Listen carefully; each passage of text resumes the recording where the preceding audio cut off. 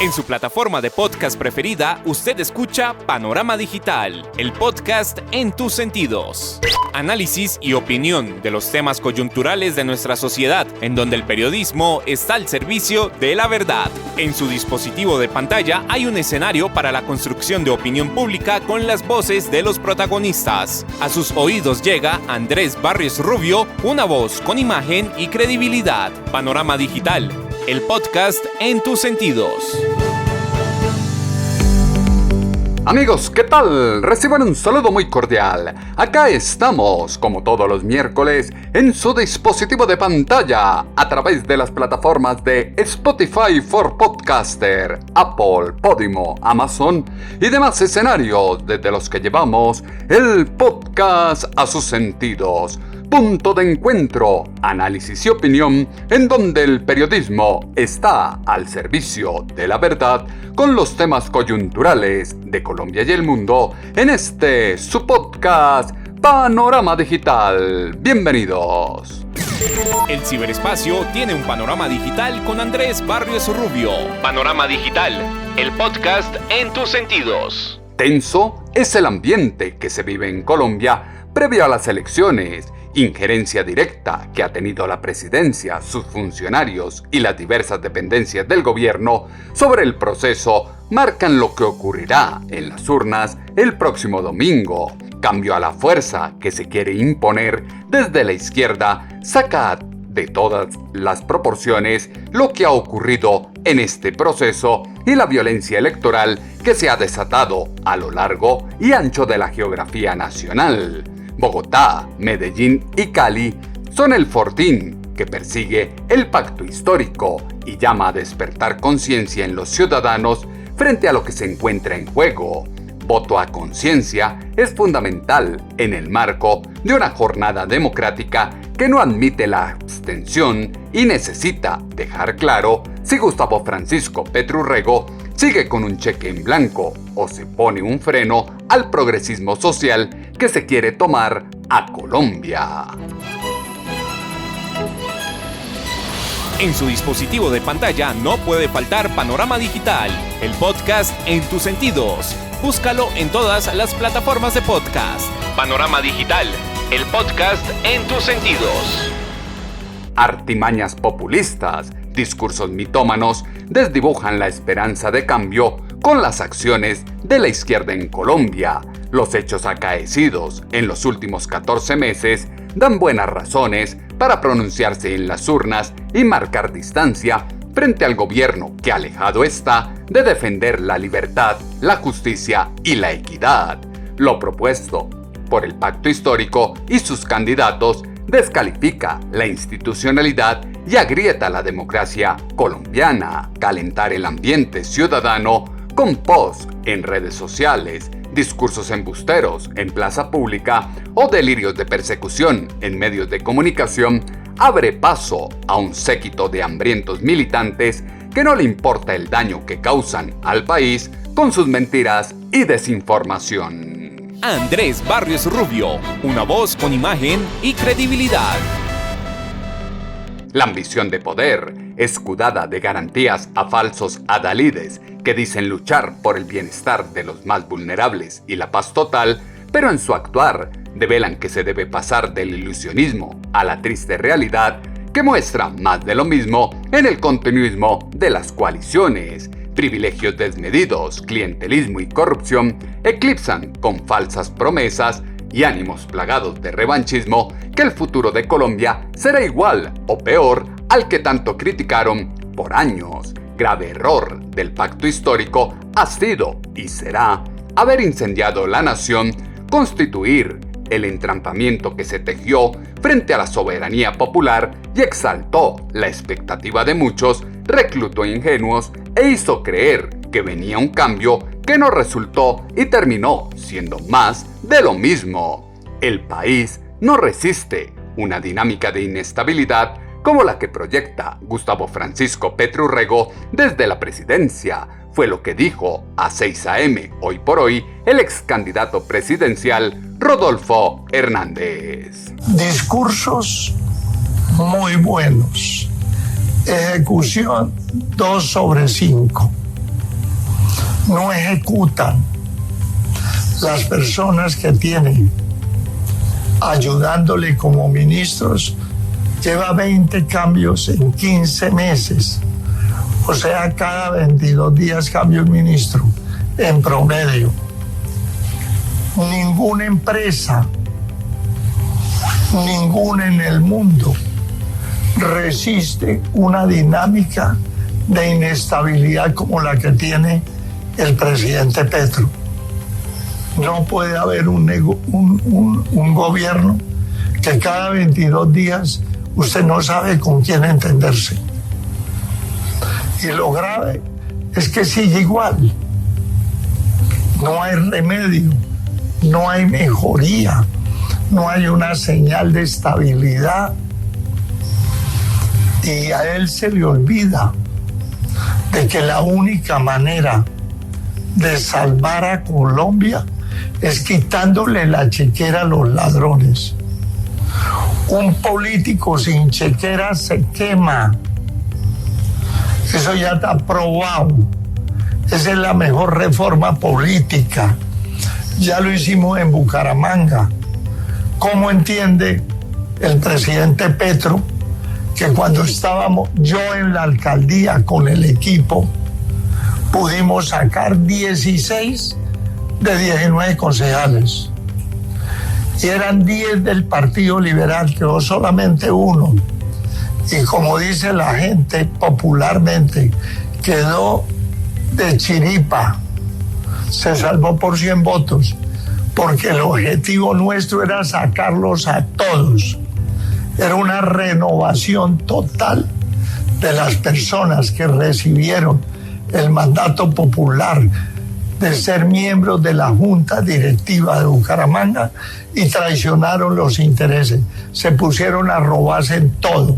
Un político sin chequera se muere porque pierde el músculo de la corrupción y la fuerza que alinea ideologías. La baja ejecución y las cuestionables propuestas de política social y económica por parte de la izquierda llevan a montar en el escenario local ahora una parafernalia desde la que reculan y se contradicen los candidatos afines a su presidente para delinear una doctrina gubernamental que no tendrá retorno. Peligroso es para el país llevar al poder propuestas políticas que están escoltadas por primeras líneas, milicias urbanas creadas, financiadas y entrenadas para facilitar la implantación de un sistema de progresismo social alimentado por el resentimiento. Muchos son los llamados y pocos serán los elegidos para regir los destinos de departamentos, municipios y localidades. El domingo se conocerá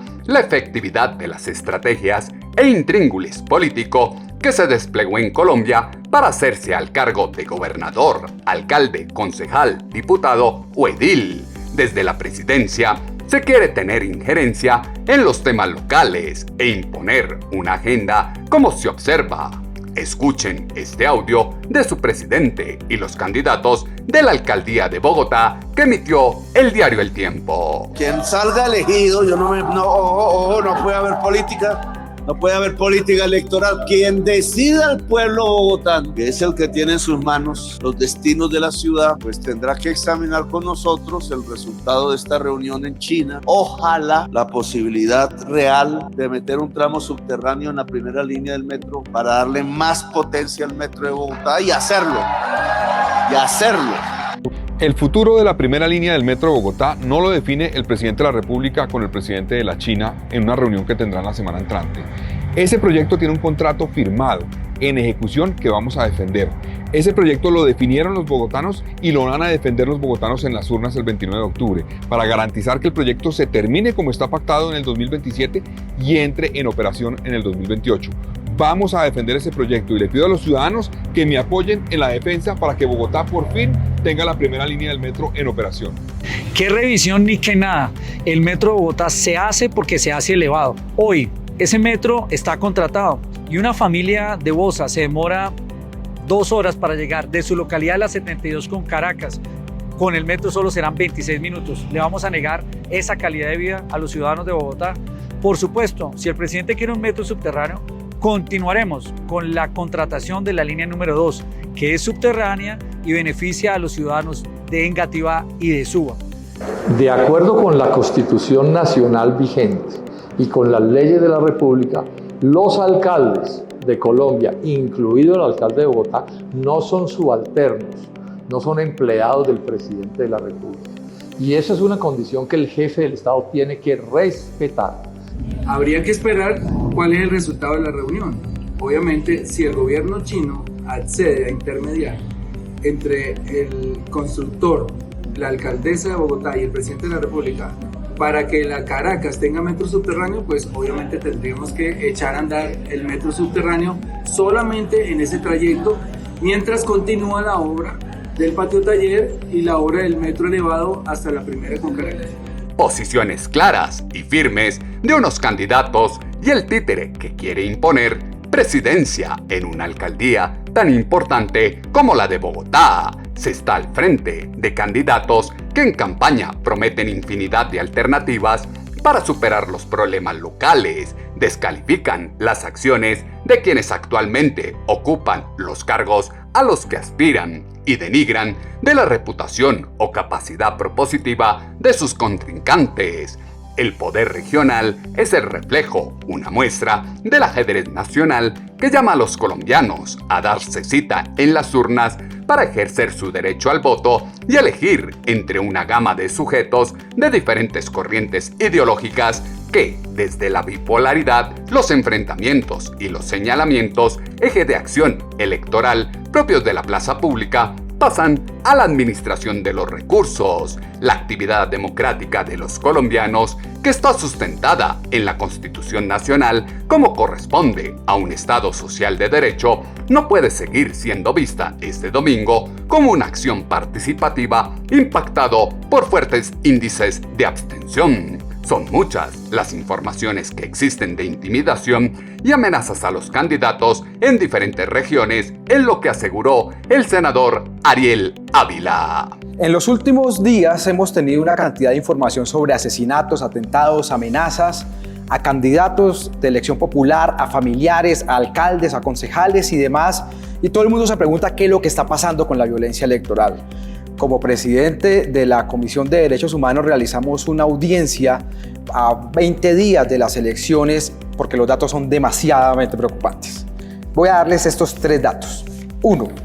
Hasta el 21 de septiembre se han producido 205 hechos de violencia electoral, según la Fundación Paz y Reconciliación, que han dejado 257 víctimas. Vean ustedes en calendario electoral la evolución de las acciones en los últimos meses.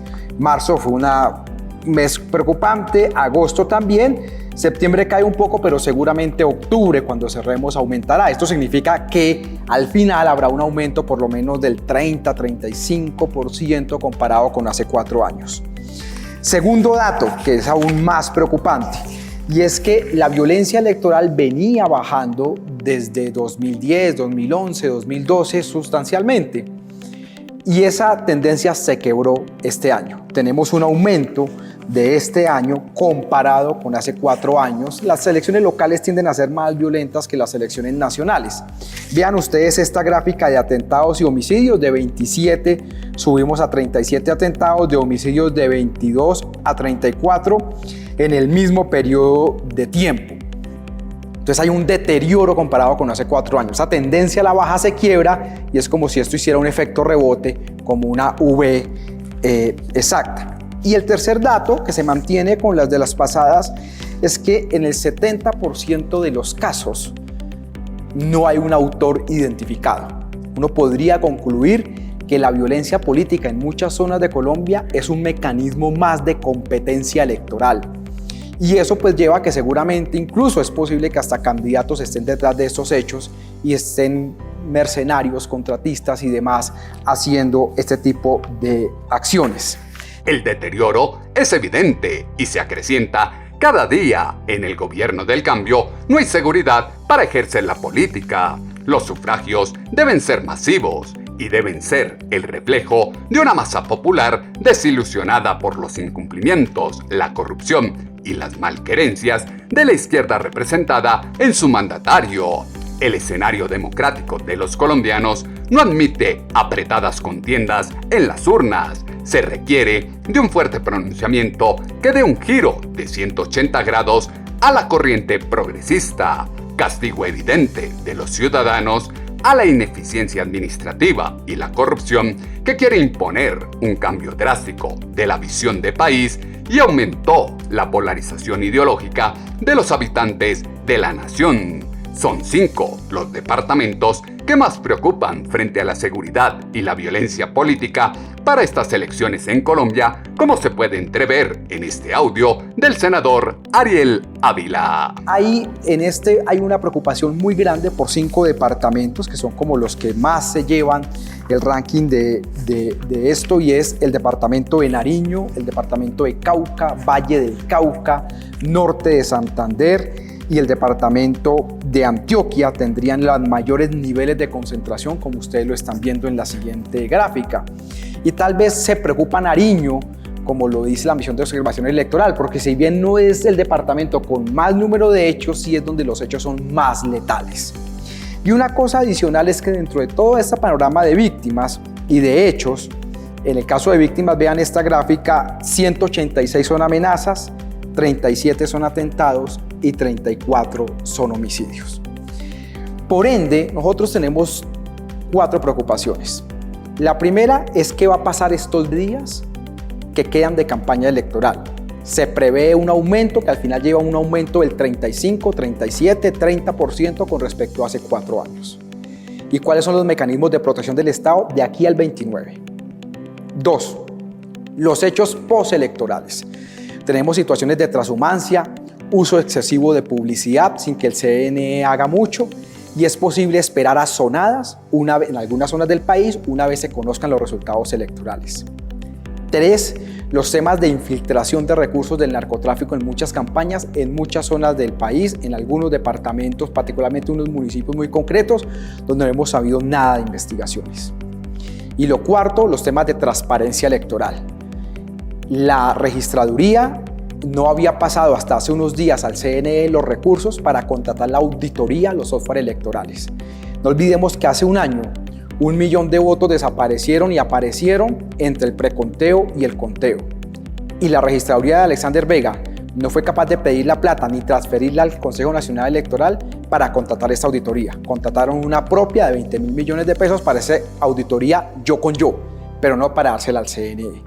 De esos 4 temas estamos muy preocupados y por eso hicimos esta audiencia en materia de derechos humanos. Si bien hay problema en este momento, lo preocupante es qué va a pasar de cara al futuro. Atmósfera hostil que se tiende en el ambiente es aprovechada por los candidatos para estructurar una propuesta de gobierno que les permita alzarse con la victoria, y distante está de una campaña con propuestas contundentes e innovadoras. Indecisión del electorado genera un clima de incertidumbre frente a lo que se quiere hacer, ver como impopular pero eficiente en la figura de su presidente, entorno de errores que delinea el marco de acción para el futuro y el progreso social del país y cada una de sus regiones. Da al traste con lo bueno que se diseñó, proyectó y ejecutó en administraciones anteriores. En las elecciones hay movimientos clandestinos con el objetivo de que muchos candidatos no lleguen a las elecciones,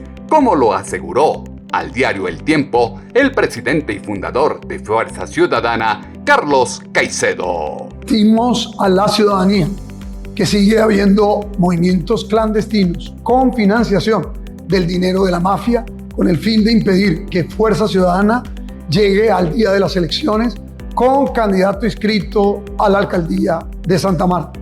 El Consejo Nacional Electoral se ha vuelto en las últimas semanas un impresentable burdel donde la principal mercancía a negociar es la democracia, donde sin rubor se negocian decisiones para revocar contra la ley candidaturas o habilitar otras asociadas a intereses oscuros. Es Voz Populi que con miles de millones de pesos se negocia manipular la democracia y contrarrestar regionalmente la presencia de una candidatura de izquierda en el Caribe. En forma selectiva escogen, con claros sesgos políticos. Son muchas las dudas que se tienden sobre el Consejo Nacional Electoral y las autoridades en este proceso democrático, las incongruencias, cambios de parecer constantes, las posturas divergentes y evidentes generan una inestabilidad política, fisuras internas en la izquierda que plantea una diatriba que llama a pedir a los ciudadanos cabeza fría para tomar su decisión de voto alejada de las presiones. El voto de opinión debe tomar un peso importante, identificarse con la solución de los problemas que aquejan al entramado social de los departamentos, municipios y localidades del país. El modelo de nación construido desde las regiones requiere un voto útil distante de la resistencia que generan ciertas figuras políticas, los cambios de parecer momentáneos y políticamente convenientes en campaña. Injerencia clara en las elecciones es cuando se asume una función que no le corresponde y se veta candidatos a las elecciones. Solo escuchen al secretario de Transparencia de la Presidencia, Andrés Hidárraga. La Secretaría de Transparencia ha venido indagando a propósito de la contratación pública, pensando la relación entre las candidaturas, la política y las campañas, evitando a toda costa que los recursos públicos lleguen a las campañas políticas. En ese indagar encontramos 553 candidatos a alcaldías y consejos municipales que podrían estar en cursos en inhabilidad por haber contratado en el último año, es decir, un año antes de la elección. Estamos hablando de 526 candidatos a consejos municipales y de 27 candidatos a alcaldías municipales que celebraron contratos por una suma de alrededor de 62.000 millones de pesos, reitero, en el año anterior a la elección, esto es el próximo 29 de octubre, situación que les podría conllevar una posible inhabilidad. La Secretaría de Transparencia tomó la plataforma del SECOP2, la base pública de los registros de contratación existentes junto a todas las candidaturas registradas para consejos municipales y alcaldías, encontrando esta situación que podría conllevar una posible causal de inhabilidad para al menos 527 candidatos a consejos y otros 27 candidatos y candidatas a alcaldías municipales. Buenas obras y buenas razones tiene quien algo busca y pretende generando incertidumbre a pocos días de las elecciones. Este es el momento de pronunciarse en las urnas y con contundencia dar un golpe certero a la inestabilidad que ronda los escenarios locales, el incendiario panorama que se percibe en Colombia con las innumerables cortinas de humo que se tienden para atacar al adversario y desviar la atención de lo coyuntural. Flaco favor se hace atomizando los escenarios nacionales con una agenda que altera la percepción y desvía la atención de lo que debe primar en este instante. El enreversado panorama pide poner los pies en la tierra, tomar con pinzas los discursos políticos que hablan de dignidad, pero en el fondo tienen los horrendos estereotipos que no los desligan de los gamonales partidistas tradicionales. La enmarañada biosfera social no admite una política con oscuros intereses, esos que acompañan a quienes torpedean el sistema desde principios y propósitos humanistas o fungen como líderes alternativos. Como impertinente e imprudente calificó el informe sobre inhabilidad de candidatos el ministro del Interior, Luis Fernando Velasco, en 6 AM, Hoy por Hoy. Yo conocí esa información por la citación que hizo el señor secretario de Transparencia a una rueda de prensa, y con el mayor de los respetos, porque tengo una alta estima por el funcionario, le escribí y le dije que de alguna manera que no era prudente ese tipo de información. ¿Y por qué? El doctor Hidárraga ha hecho una labor importante en la construcción de política pública en lucha contra la corrupción. Al propio gobierno lo ha alertado de situaciones que incluso pasan en el mismo gobierno y lo ha hecho con valor, ha hecho una tarea clave. Lo que pasa es que estamos en un proceso electoral y en este proceso electoral el tema de las habilidades o inhabilidades para ser candidato se ha vuelto un elemento central del debate político. En sus propios micrófonos hemos escuchado a partidos no muy contentos, incluso con decisiones de las autoridades que la Constitución y la ley les otorga esas facultades, entre otras cosas, y este es un debate que hay que abrirlo. Pues hoy tenemos que aceptar las reglas de juego que tenemos, pero muchos pensamos, me incluyo, el propio presidente también se incluye porque hicimos muchos debates en el Congreso, que no es prudente que los partidos mayoritarios definan el árbitro electoral y que ese árbitro electoral luego tome decisiones con candidatos que se enfrentan a quienes ellos representan, a sus partidos, de manera que sí hay que pensar en una reforma, pero eso es un tema posterior. Por ahora tenemos que jugar con las reglas de juego y respetar las reglas de juego que tenemos hoy.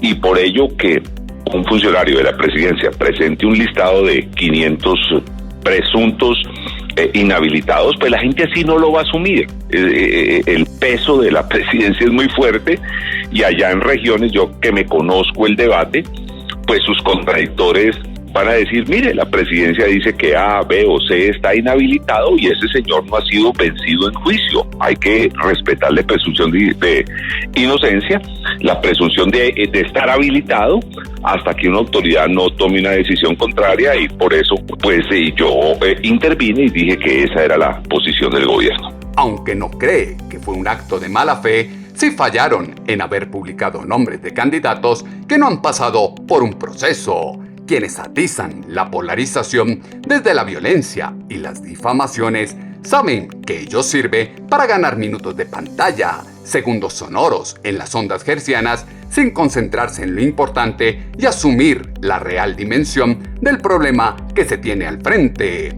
La articulación de la realidad colombiana convoca a replantear la relación entre cada una de las esferas del colectivo social y el entorno, volver al origen de la cultura y encontrar los valores comunes que permiten la reconstrucción de la nación. La libertad de pensamiento otorga una hoja de ruta a la defensa de una sólida democracia como la colombiana.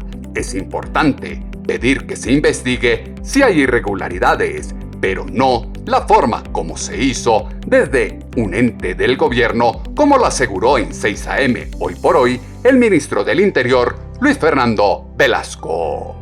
Sí, me parece importante que se pida que se investigue, pero no comparto la manera, se lo digo con toda honestidad. Yo he estado en el debate electoral, acudí cuando fui 2 veces concejal, cuando fui alcalde a los 26 años en Popayán, varias veces para llegar al Congreso, y no es lo mismo la acusación que se pueda presentar y el debate político frente a un contradictor que diga Luis Fernando Velasco está inhabilitado, a que un documento oficial de la presidencia diga que yo puedo estar inhabilitado. El uso político de ese documento no es demasiado fuerte, puede hacer mucho daño en una campaña. Eso es lo que estoy diciendo. Si yo, Luis Fernando Velasco, ministro del Interior, creo que unas personas que tienen una serie de inhabilidades, buscaré el mecanismo y prudentemente entregaré esos documentos al Consejo Electoral para que el Consejo Electoral tome decisiones.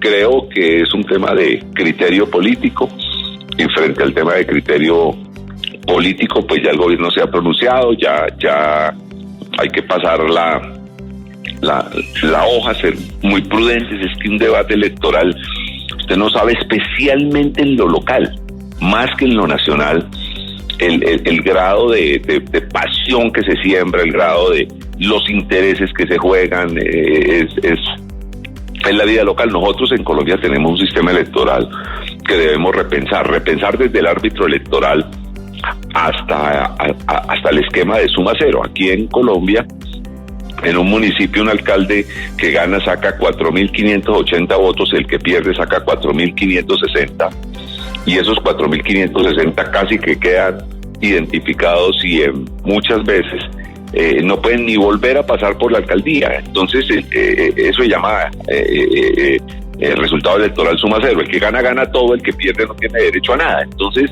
la gente da esa batalla tan fuerte en lo local, y por eso quienes tenemos responsabilidades nacionales tenemos que ser muy prudentes en no meternos en esas batallas y dejar que sea la democracia, el debate local, el que tome decisiones. La imprudencia cometida no midió la pasión local y el daño que se hizo a los candidatos mencionados por presidencia. El populismo y la demagogia está a la pesquisa de puntos comunes que despierten simpatías en el cuerpo electoral colombiano. La agenda temática debe leer el país, comprender el entorno, revertir la crisis y fijar un derrotero en el corto, mediano y largo plazo. Daño hace a la nación caer en el juego de promesas ideales imposibles de ser llevadas a la realidad. Propuestas que incitan a la violencia, desatan el caos y asisten culpas a quien no corresponde. Si lo dice Andrés Barrios Rubio, póngale la firma. La disrupción política que transita Colombia recrudece la divergencia ideológica del colectivo y contribuye al clima de hostilidad social que no permite concentrar esfuerzos en la unión que conlleve a enfrentar las vicisitudes del momento. Confluencia de hechos para hacerse al poder local devela la lucha utópica e incoherencia de los líderes políticos para hacer frente a la catarsis social, coyuntura que se ve ahora excitada por pregoneros políticos que exaltan la ira e irritación que encanta incautos. Elementos que fueron insumo para la columna de opinión en alponiente.com que esta semana titulamos Ojo con el voto. Sus comentarios los esperamos como siempre en la cuenta en X, @atutobarrios o en la página web www.andresbarriosrubio.com. Las plataformas de podcast tienen su panorama digital con Andrés Barrios Rubio. Cinismo progresista que de frente habla de cambiar el país con icónicos personajes que fungen como luz de esperanza, en el fondo recurren a la vieja estrategia del miedo y la instigación para cobrar vigencia de cara a la carrera electoral. Actitud provocadora y desconectada con la realidad nacional sirve de estandarte para una disputa de representatividad electoral que crea un debate de grandes proporciones. Victoria será comprender que este no es el momento para olvidar las lecciones que ha dejado la historia política colombiana. El difícil momento que atraviesa la nación pide que la sensatez acompañe el derecho a ejercer un voto consciente que saque de carrera a quienes solo generan el caos por interpuesta persona. El panorama digital se amplía en www.andresbarriosrubio.com.